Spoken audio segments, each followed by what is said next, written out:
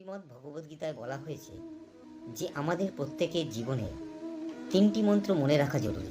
এই তিনটি মন্ত্র হলো, খুব আনন্দের সময় কাউকে কোনো প্রতিশ্রুতি দিও না, খুব রেগে গিয়ে কাউকে কোনো উত্তর দিও না, এবং খুব দুঃখের সময় কোনো সিদ্ধান্ত নিও না।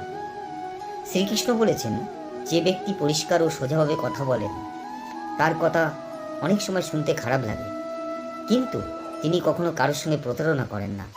অনেক সময় আমরা জীবনের কোনো বড় সমস্যা থেকে এমনভাবে বেরিয়ে আসি যেন কেউ আড়াল থেকে আমাদের সাহায্য করছে।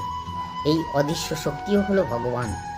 শ্রীকৃষ্ণ গীতায় বলেছেন যে রাগ খারাপ, কিন্তু যেখানে রাগ দেখানো দরকার সেখানে রাগ দেখানো উচিত। না হলে যারা খারাপ কাজ করছে তারা কখনো বুঝবে না যে এটা তাদের করা উচিত নয়। তুমি রাগ না দেখালে তারা সব সময় অন্যায় করেই যাবে।